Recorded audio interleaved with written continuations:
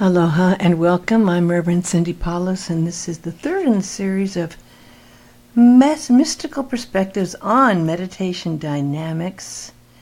And today's chapter is practicing meditation. But before we delve into that, let's talk a little bit about this book and the man who created it. Meditation is really such a key thing, and Dr. Paul Leon Masters was teaching it for a long, long time. I started learning meditation with him when I was 14 years old, and that was some 50 years ago.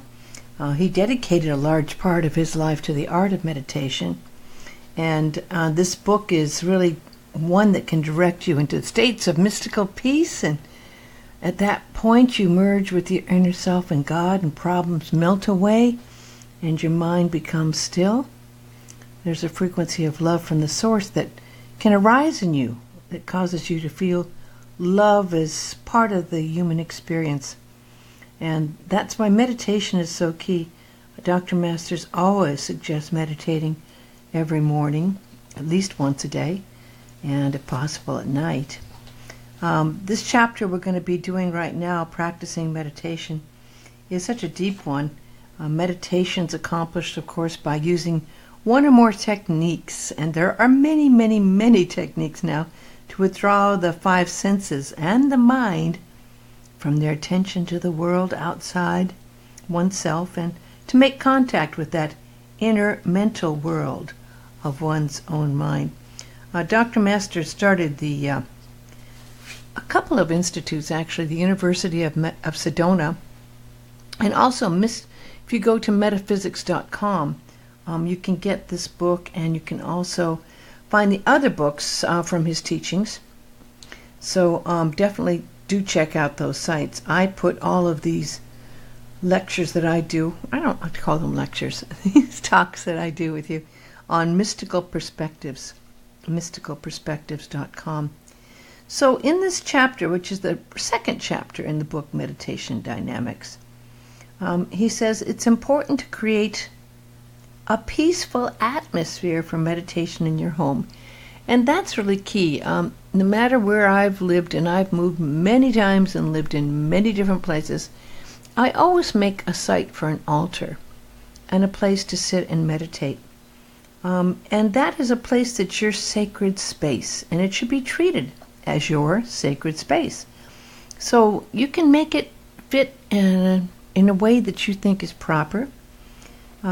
As we go through our day, especially during the times when a maximum degree of concentration is necessary, and it certainly is these days with all the distractions, we need to really learn that we can meditate and close our eyes and enter into periods of meditative contact with the presence of God. And that's what we're going to be doing in this chapter. The inspiration, feeling, and stimulation or energy should blend with what the mind's energy is focused upon, thus adding to its concentration. And that word focus is such an important key word. You use it in your meditation, you use it in your life, you use it to manifest what you need to manifest in your life as well. So be aware of your focus. Here are some suggestions that Dr. Masters has in the book for helping you to create a peaceful atmosphere for practicing meditation at home. Pick a place in your home where there's the least likelihood of your being disturbed, and have the following items on hand for practicing meditation: a vase of flowers or a single bloom, a white candle and a candle holder, and your favorite incense.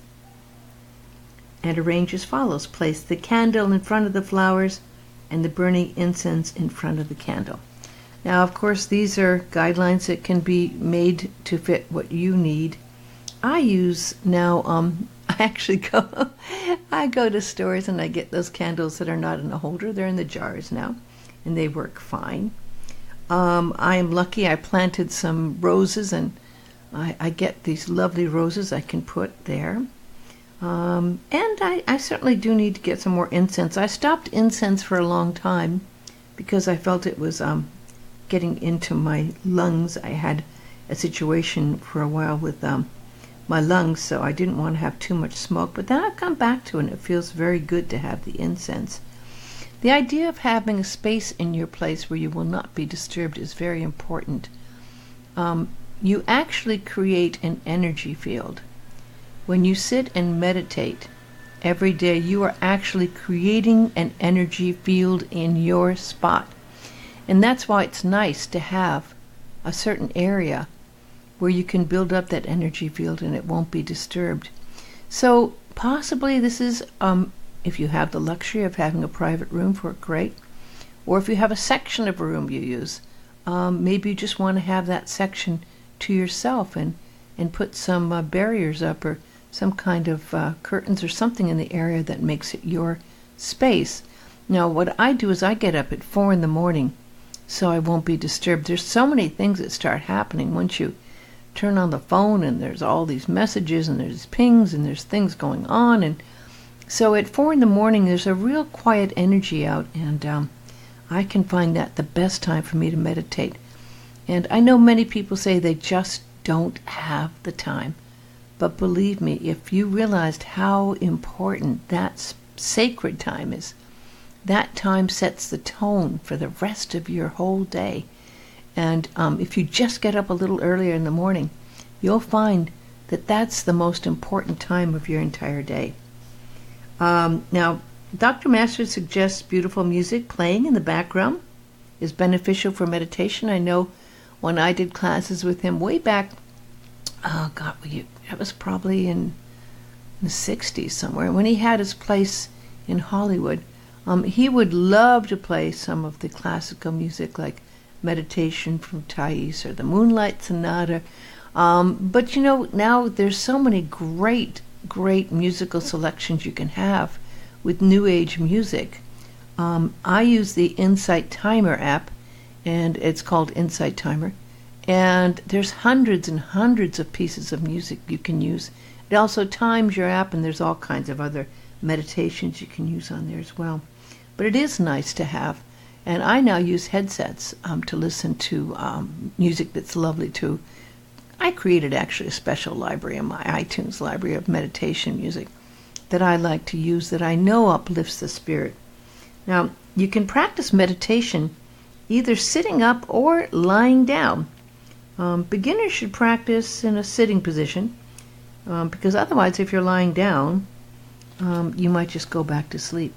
I do a lying down to start my very first thing in the morning when I wake up. I start with the lying down meditation to start my day, and then I go down and sit. So you can do a combination of both. But if you're sitting in a position, you should make sure, well, I always sit on a mat. I've studied Zen for years, and I feel very comfortable on my Zen meditation mat. So I sit right in front of my altar. My altar is a low altar, so I can sit there and be at almost eye level with the candle flame and the pictures, just slightly down. But if you're sitting in a chair, you certainly can with both feet flat on the floor.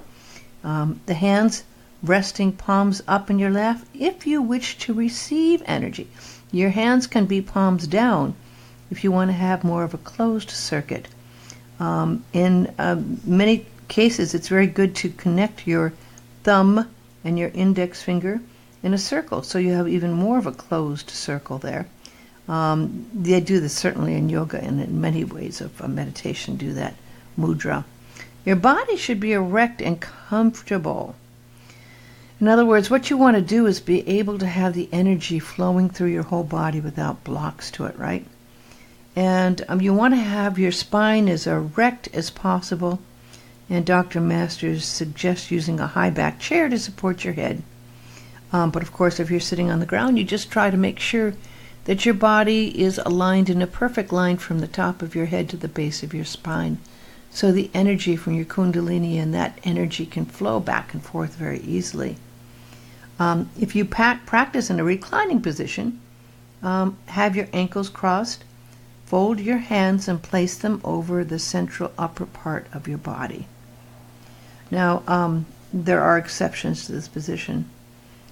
Sometimes I just leave my hands up by my side and I see energy flowing down from the heavens right into my hands. and then I'll put my hands over my heart. The temperature in the room or place where you meditate should be somewhere between 72 and 78 degrees Fahrenheit. And Dr. Master says what I said earlier, meditate in the same room each day, use the same chair, or I use the same mat, and I have for years to meditate. Select a comfortable article of clothing and use it each day for meditation. I switch between a couple. I don't think it's always necessary to have the same, but again, the concept here is that you have that vibration that you pick up from meditation in that outfit or that particular piece of clothing. That's why it's suggested you use the same article of clothing. And meditate at the same time or times each day. And that's important. There's a certain cycle of that's why I wake up, even if I don't set an alarm clock, but I usually wake up right around 4 o'clock in the morning. And then I go down, and by the time I meditate, it's about 4:15, 4:20. That's the time many Zen monasteries begin their meditation practice early in the morning as well. But the same time is useful, and at night as well. Because then you again have that same vibration frequency of energy coming during that time that you're setting up. Use the same chair in which to meditate, or in my case I use a mat. And I have a lovely Tibetan rug I got in Tibet, when I was there. And it's a meditation rug. They make them that are the size of a mat, and I use that and have used it for years. 20 years, as a matter of fact, for that rug. Select a comfortable use of clothing and use it each day for meditation. Meditate at the same time for each day. So that's the meditation process. Don't meditate when you're hungry, and avoid meditation immediately after your meal while your body is digesting. I try to always have a cup of tea for myself handy, because I meditate for an hour, sometimes a little longer, maybe an hour and 15 minutes.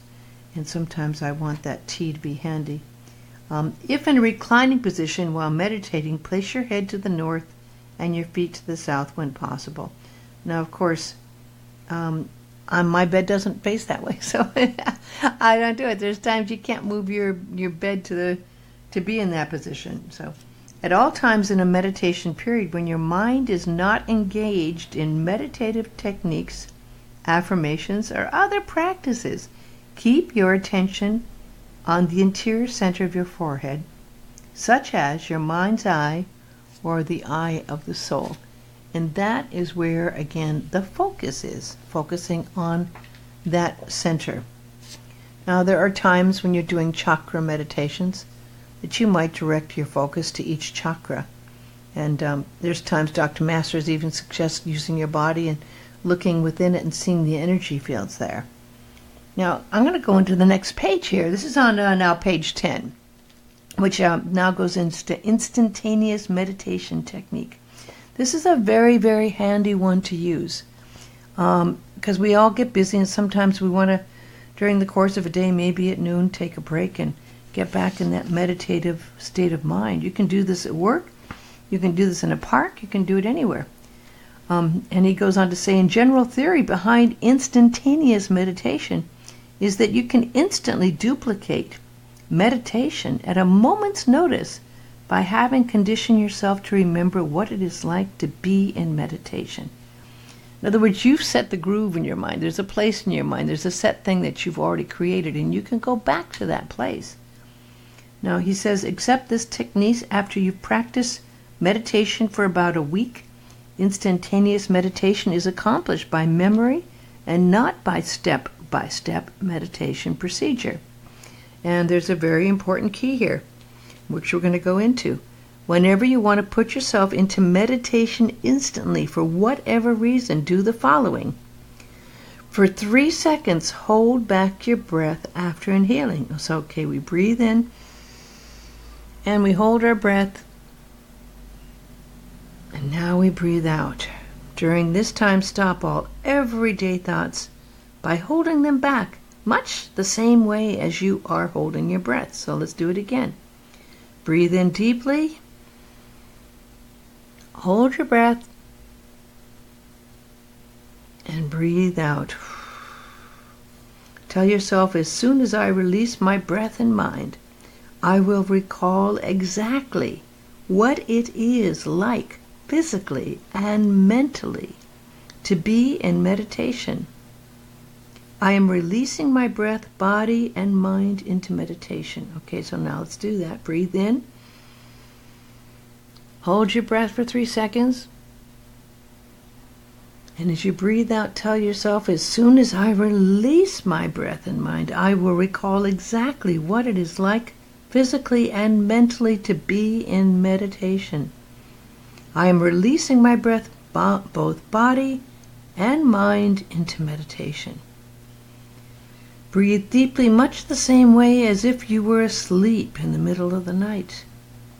Program your mind while breathing in this manner. So this is very important. This is so easy to do, and it's amazing, but behind it is a key of breath, and breath is such an important key. Breath sweeps mind. When you're holding your breath, you aren't thinking. You are holding your thoughts. So that's why you can have that pause, the in-between space between breath in and breath out. And in that pause, you can bring and direct your mind to be in that wonderful state of connection to the inner self and to the soul and to God. Now, he goes on to talk about meditational self-programming. Given that the subconscious mind governs 90% of our conscious decision-making, self-programming can be used to maintain a positive, conscious, and aware attitude in the surface or conscious mind. Now, each day take a little time to enter into a light state of meditation, relaxed and aware that God or universal mind spirit exists at the center of your mind. Give the subconscious memory bank level of your mind self-programming suggestions in regard to your receiving original and follow-through ideas from God. The purpose of meditational self-programming is to allow you to reprogram your mind, establish positive thought patterns, and sublimate negative thought energies through mystically based positive thought patterns. General instructions for this practice: meditational programming twice a day, once in the morning and once in the evening. Programming can also be used when you feel the need at any other times during the day by using instantaneous meditation technique. The procedure: enter the meditational programming level of your mind, which is the personal subconscious or alpha level, through instantaneous programming, which we just practiced. You may also program yourself before and ending a regular meditation period when your mind is still at a subconscious or deeper level. So again, you go and do the instantaneous meditation, and then you program. And again, this is where affirmations are coming in, and we will be getting into more of those, and those are also in the book. Dr. Masters was a firm believer in using powerful seed affirmations, and his book, which I also cover in other series here, is Spiritual Mind Power Affirmations, and you can use those to program your mind. He also has a lovely Voice of Meditation series, which you can get at metaphysics.com, and a book called Mystical Insights, Knowing the Unknown, which is available at metaphysics.com and amazon.com. And if you're interested in learning more, you will have all of this available to you if you go to metaphysics.com and decide to take a course. There are courses in metaphysical science, ways to become ordained metaphysical minister, metaphysical practitioner, also a doctor of philosophy, a doctor of ministry, and many more. So go to metaphysics.com to find that out. And you can go to my website, mysticalperspectives.com. And from there you can listen to all of the series of spiritual mind power affirmations I've done so far, about 27, and 2 other in the series of the meditation dynamics. We'll continue more with this on the next one. I thank you so much for listening, and I wish you a very blessed rest of your day.